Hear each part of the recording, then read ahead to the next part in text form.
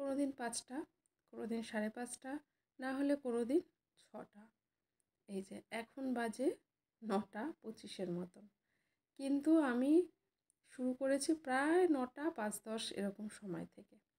কারণ কি বলুন তো, সকালবেলা ছেলেকে স্কুলে দিয়ে আসতে গিয়েছিলাম, দিয়ে এসে তারপরে আমি এই ব্যায়ামের টাইমটা বার করেছি।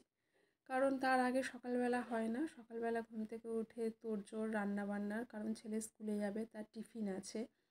টিফিনটা তো আর আগের দিন করে রাখা যায় না, বা ভাত তরকারিও আগের দিন করে রাখা যায় না, দিনাদিনই সকালবেলা উঠে এগুলো সব করতে হয়।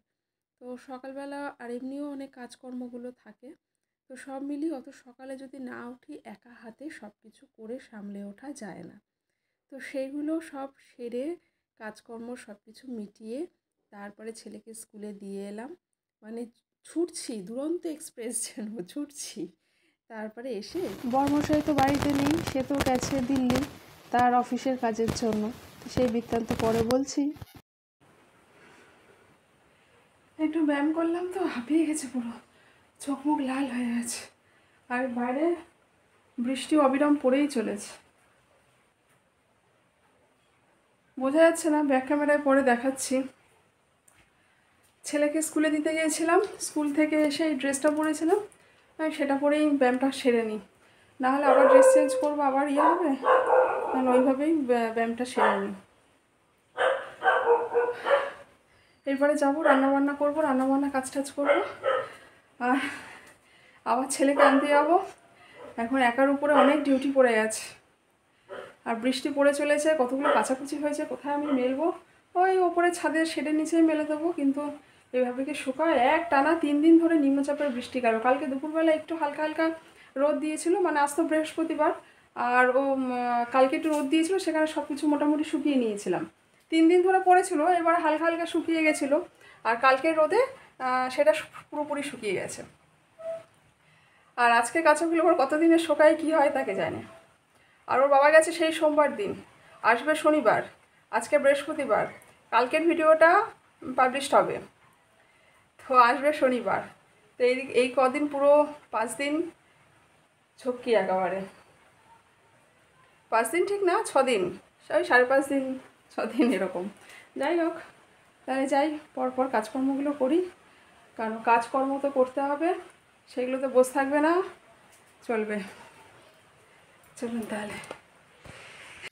আজকে সকালে যেমন করেছিলাম এই ঝালসুজিটা অর্কিড খেতে ভীষণই পছন্দ করে। বিটটা না ঠিক, গাজর, ক্যাপসিকাম, পেঁয়াজ, একটু ফুলকপি থাকলে একটু দেওয়া যায়, একটু বিনস থাকলে দেওয়া যায়, সেগুলো আর আজকে দিইনি। তো এইসব দিয়ে একটা ঝালসুজি করেছিল, একটু কাজু কিশমিশ দিয়ে, তো এটাও খুব পছন্দ করে। আর সকালবেলা একটা স্যালাড মতন আমরা খাই, তার মধ্যে থাকে হচ্ছে বিট, গাজর, তারপরে হচ্ছে ছোলা, গ্রিন মুগ, শসা, তারপর পেঁয়াজ, ধনেপাতা, পুদিনা পাতা, একটু লেবু, গোলমরিচ গুঁড়ো, সব কিছু মিলিয়ে সকালে একটা স্যালাড তৈরি করি, সেটা আমরা সবাই মিলে খাই। আর ওর বাবা দিল্লি থেকে কিছু ছবি পাঠিয়েছে, এই যে এটা হচ্ছে ওই দিল্লিতে যখন যাচ্ছে তার কিছু ভিডিও ক্লিপিং, মানে বাড়ি থেকে বেরোনোর সময় না তাড়াহুড়োতে আর সেগুলো ভিডিও করা হয়নি, তো ওখান থেকে গিয়ে কিছু ভিডিও ক্লিপিং পাঠিয়েছিল, তো সেগুলোই শেয়ার করছি। ওদের এই দুরন্ত এক্সপ্রেস ছিল, এসি কামরা অবশ্যই, তো যেহেতু স্পেশাল অফিসিয়াল ব্যাপার, আর এই যে এটা হচ্ছে উত্তরপ্রদেশ থেকে যাচ্ছে যখন, তখনের ছবি তোলা, কি ব্যাপক সুন্দর দেখতে লাগছে।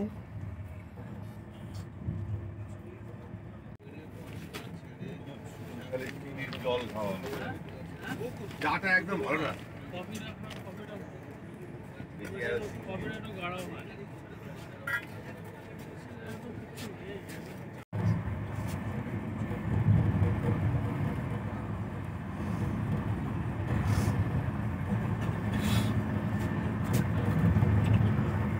এই যে কুতুব মিনার, আর ওরা একটা দিন হাতে পেয়েছিল ঘুরতে, মানে টাইমটা আর কি, একটা দিন টাইম পেয়েছিল হাতে, ওদের যে অফিসিয়াল কাজ ছিল তার মধ্যে একটা দিন ওরা হাতে পেয়েছিল, তো সেই দিন ওরা কিছু কিছু সাইট সিন করেছিল, সব তো সম্ভব না, তবে অনেকটাই কভার করে ফেলেছিল। একটা মন্দির শুধু বাকি ছিল, তো সেখানে আর যাওয়া হয়নি। এই লালকেল্লা সবই ঘুরেছে, তার কিছু ভিডিও ক্লিপিং দিয়েছে। তো অ্যাকচুয়ালি আমরা তো আর যেতে পারলাম না, তাই দুধের স্বাদ ঘোলেই মেটালাম। তো যা যদিও লাইভ করেছিল, লাইভ থেকেই অনেকটা ওর সাথে সাথেই আমরা দেখেছি একসাথেই। তো সেটা তো এখানে দেওয়া সেভাবে সম্ভব নয় বলে যে ভিডিওটা তুলে দিল সেটাই দিলাম। তো এমনিতে বাজারঘাট সবইও মোটামুটি করে দিয়ে গিয়েছিল, মাছ, তরি তরকারি, ফলমূল যেটুকুনি যা লাগবে প্রয়োজন মতন দিয়েছিল। এবারে যদি কিছু লাগতেই পারে, এখন 5-6 দিনের প্রায় ব্যাপার। তো আমাদের বাড়ির সামনে তো সবজিওয়ালা ঠালা আসে, বা আমিও ছেলেকে দেওয়ার জন্য বাইরে ঠাইরে বেরোচ্ছি, তখন টুকটাক কিছু নিয়ে নিতে বলেছিল। তা সেরকম বিশেষ কিছু প্রয়োজন হয়নি, ওতেই কাজ চালিয়ে নিয়েছিলাম। আর এই যে জামা কাপড়গুলো ছাদে একটু মেলতে এলাম, দেখাচ্ছিলাম না সকালবেলা কি বৃষ্টি, তো দেখলাম একটু পরে না বৃষ্টিটা একটু ধরেছে, মানে হালকা একটু গরম গরম ভাব ছাদে রয়েছে, খুব যে রোদ উঠেছে তা নয়। তো সেই জন্য ভাবলাম জামা কাপড়গুলো সব মেলে দিই। তো যেটুখানি যা শুকায় সেটাই মঙ্গল। তো সব জামা কাপড়গুলো এক এক করে মেলে দিচ্ছি ছাদে। তবে শুকিয়ে গিয়েছিল, আমি তো পরে ভয়েস দিচ্ছি, সবই শুকিয়ে গিয়েছিল, দু একটা একটু আধ শুকনো হয়েছিল, বাকি সবই শুকিয়ে গিয়েছিল। বেশিরভাগ বাচ্চাদেরই তো একটু মাংসটা প্রিয় হয়, তারা একটু মাংসপ্রেমী হয়, আর বড়রাই হয়, তো বাচ্চাদের আর কি দোষ। তো সেই জন্য ওর বাবা, মানে অর্পিতের বাবা, একটু চিকেনও এনে রেখে দিয়ে গিয়েছিল। তো ছেলেকে একদিন চিলি চিকেন করে দিয়েছিলাম, আর একদিন এমনি চিকেন কষাই করেছিলাম। তো ওর জন্যই সব কিছু, না হলে আর আমাদের কি। তবে আমাদের যে একদম কিছু নয় তা না, যেতে পারলাম না তো কী হবে, বাড়িতে বসেই একটু স্বাদ গ্রহণ করি আর কী হবে। তবে অর্পিতের বাবার না খুব মানে অসুবিধা হয়ে গেছে, কেন বলুন তো? কারণ হচ্ছে দিল্লিতে ওখানে সব ননভেজ, বেশিরভাগই ননভেজ। ট্রেনে যে খাবারটা ওরা পেয়েছে, ওদের তো ফুডিং ছিল, তো সেখান থেকে ওরা ভেজে মানে ননভেজটাই পেয়েছে, সরি। আর দিল্লিতে সব ভেজ, ওখানে সবটাই ভেজ। ওদের হোটেলে যেখানে উঠেছিল, হোটেল মানে ওদের বঙ্গভবন ছিল, তো সব মিলিয়ে ওদের খুবই রাজকীয় ব্যাপার, স্পেশাল একটা, মানে খুব সুন্দর সব কিছুর ব্যবস্থা। তো সেখানে সব ভেজ, তবে ভেজ আইটেমগুলো খুব ভালো, কিন্তু যারা নন ভেজ তারা মানে 5-6 দিন ধরে দিনের পর দিন একটু ভেজ খাওয়াটা একটু চাপেরই হয়ে যায়। তো ট্রেনে বসে নন ভেজটা পেয়েছিল, তো এটাই যা একটু সমস্যা হয়েছিল। আর আজকের আর বেশি কাজকর্ম কিছু শেয়ার করলাম না, ভিডিওটা অনেক ছোটোর উপরেই রাখলাম। তো আশা করছি আপনারা পুরো ভিডিওটা দেখবেন, ভালো লাগবে।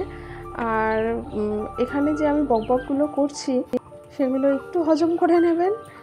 জামা কাপড় কাচার পরে বেশ জল থাকে, কিন্তু সেটা যদি ভালো করে আমরা একটু চিপতে দিই, তাহলে কিন্তু নিংড়ে দিলে আর কি জামা কাপড়গুলো তাড়াতাড়ি শুকিয়ে যায়। কিন্তু আবার এটাও শুনেছি যে বেশি নিংড়াতে নেই, একটু হালকা জলের উপরে থাকলে কিন্তু জামা কাপড়গুলো ভালো থাকে। তো যাই হোক, আজকে আসি।